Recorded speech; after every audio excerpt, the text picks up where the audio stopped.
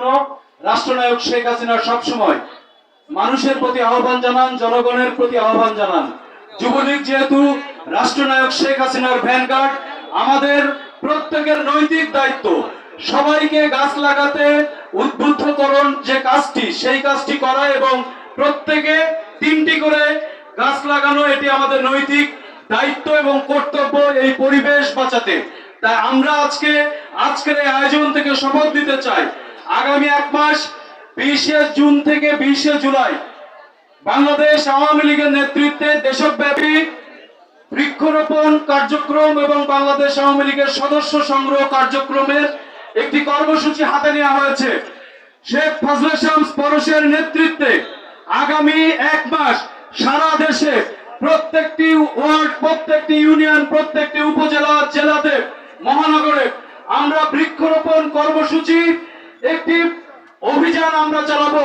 তারই প্রারম্ভিক কার্যক্রম আজকের এই উদ্বোধনী কার্যক্রম, আজকের এই দেশব্যাপী বৃক্ষরোপণ কর্মসূচি কার্যক্রমে এ পর্যায়ে সংক্ষিপ্ত আকারে বক্তব্য রাখবার জন্য অনুরোধ জানাচ্ছি বাংলাদেশ আওয়ামী যুবলীগের বিপ্লবী পরিবেশ বিষয়ক সম্পাদক, সাবেক ছাত্রনেতা আরিস মিয়া শেখ সাগর। সংক্ষিপ্ত আকারে বক্তব্য রাখবার জন্য অনুরোধ জানাচ্ছি।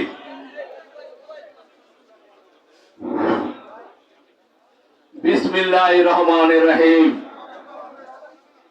বাংলাদেশ আওয়ামী লীগের প্লাটিনাম জয়ন্তী উপলক্ষে বাংলাদেশ আওয়ামী যুবলীগের পক্ষ থেকে মাসব্যাপী বৃক্ষরোপণ কর্মসূচির উদ্বোধন অনুষ্ঠান।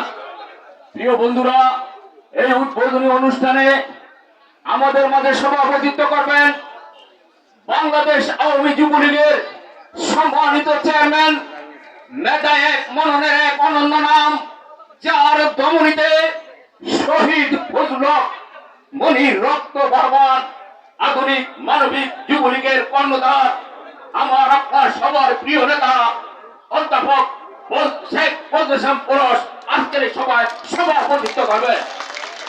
আর আমাদের মাঝে প্রধান অতিথি হিসেবে উপস্থিত আছেন আপনাদের এই এলাকার মাটি ও মানুষের নেতা, এই অত্র এলাকার মাননীয় সাংসদ, গণপ্রজাতন্ত্রী বাংলাদেশ সরকারের মাননীয় জলবায়ু পরিবেশ বিষয়ক মন্ত্রণালয়ের মাননীয় মন্ত্রী, পরিচ্ছন্ন রাজনীতিবিদ জনাব সাবের হোসেন চৌধুরী আজকে এই সভায় প্রধান অতিথি হিসেবে উপস্থিত আছেন।